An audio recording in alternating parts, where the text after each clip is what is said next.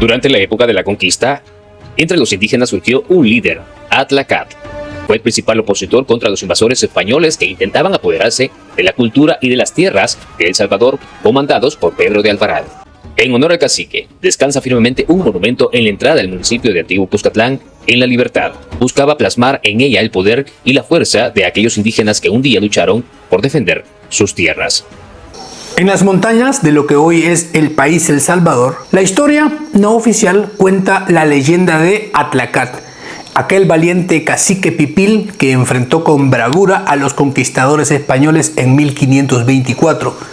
Sin embargo, la realidad es muy distinta. Se dice que el personaje de Atlacat, del cual no hay escrito o una evidencia histórica como tal, pero los historiadores aseguran que ese nombre surgió allá por 1855 por un supuesto error de traducción del abate francés Charles Brousseau, quien confundió el nombre de un pueblo pipil llamado Atacat, ubicado en Guatemala. Lo confundió con el de un presunto rey del señorío de Cuscatlán, quien en efecto sí existía, pero no con ese nombre. Y esto obviamente donde hoy es la capital San Salvador. Pero aunque muchos lo consideran un mito, la historia real sí documenta la feroz resistencia pipil contra Pedro de Alvarado. Con sus líderes, sus gobernantes, sus ejércitos y el pueblo en general, aquel señorío resistía la invasión española. Aunque el héroe Atlacat aparece en la cultura popular, se dice que allá por el siglo XIX, y además tomó una mejor forma en la historia en el siglo siguiente, llegando a dar plena identidad al nuevo pueblo que hoy es El Salvador. Según la leyenda, Atlacat fue el último gran cacique, como una especie de rey del señorío de Cuscatlán, el más poderoso de los asentamientos en el territorio que hoy es el país El Salvador. Se le describe como un gran guerrero, audaz, orgulloso, que al enterarse de la llegada de los españoles, liderados por Pedro de Alvarado, le envió anticipadamente mensajes desafiantes a todas esas tropas y además organizó una feroz resistencia. Supuestamente dirigió varias batallas en la zona del centro y el occidente de lo que hoy es esta nación, y en esos conflictos habría pronunciado frases célebres como: si quieren nuestras armas, vengan a buscarlas a las montañas. El nombre Atlacat proviene del náhuatl y significa hombre del agua o el que viene del agua, evocando la imagen de un líder surgido de los ríos y los lagos de su tierra. La leyenda cuenta que las tropas ya habían sometido a varios poblados indígenas, principalmente en Guatemala y en el occidente del país, pero el indomable cacique pipil había jurado morir antes que someterse, porque era un guerrero que se alzó como el último baluarte de la libertad de aquel señorío. Cuando las tropas de Pedro de Alvarado se acercaron sin aceptar la retirada, Atlacat rechazó con fuego en la mirada cualquier idea de paz y sumisión con los invasores. Ante la exigencia de rendición, lanzó un grito todavía mucho más atrevido, que moriría luchando por el señorío de Cuscatlán. Atlacat y sus valientes guerreros, armados solo con macanas, arcos, mazos, lanzas de obsidiana, cargaron con furia ancestral contra todos los acorazados españoles. Y así, con astucia y coraje sobrehumano, tendieron emboscadas mortales en la selva, barrancos, en los ríos, y a pesar de muchas desventajas en la batalla, les causaron bastantes bajas al ejército de Alvarado. Incluso se dice que también lograron herir gravemente al mismísimo Pedro. Algunos dicen que herida de flecha, otros que herida de lanza, pero que lo dejaron cojo para siempre.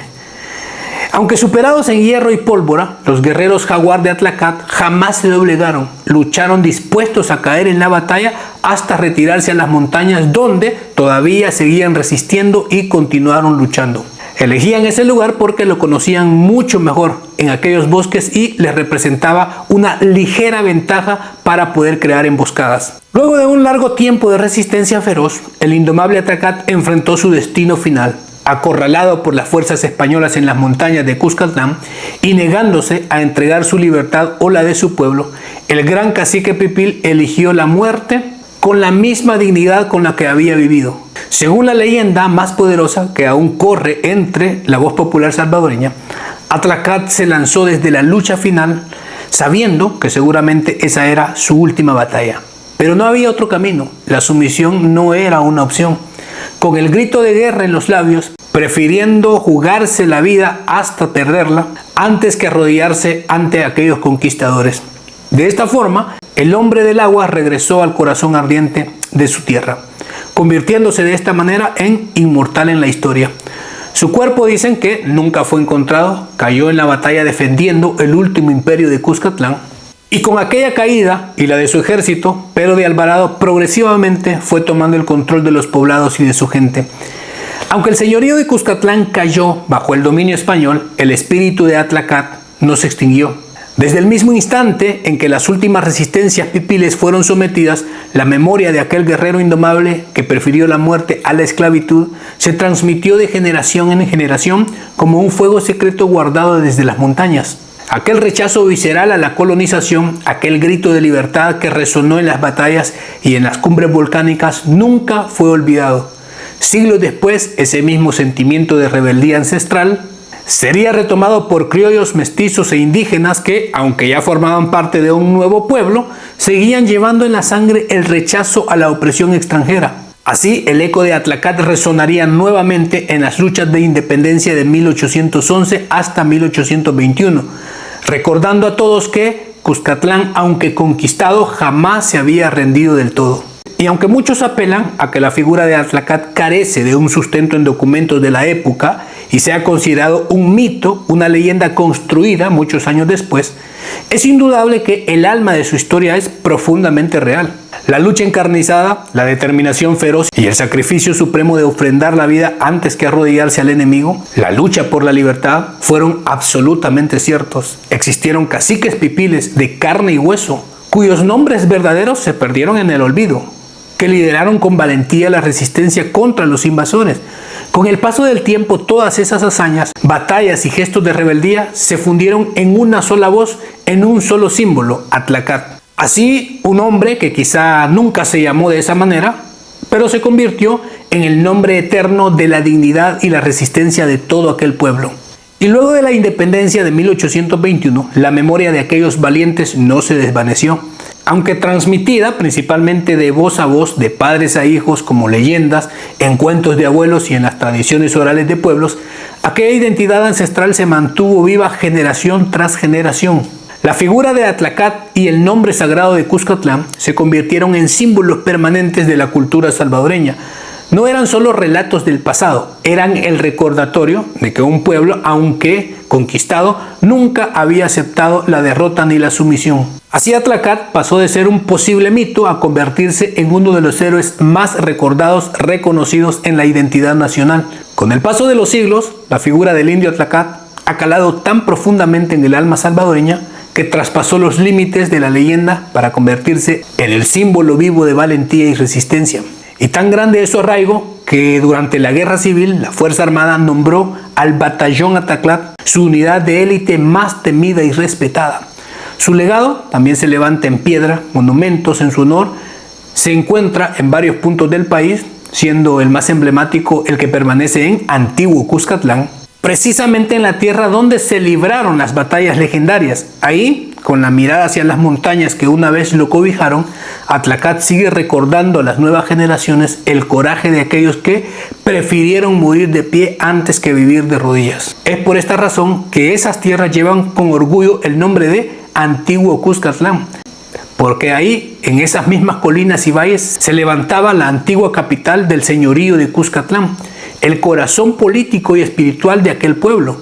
Ahí residía el gran cacique llamado Atlacat en la leyenda, obviamente, aunque su nombre verdadero se haya perdido en el tiempo.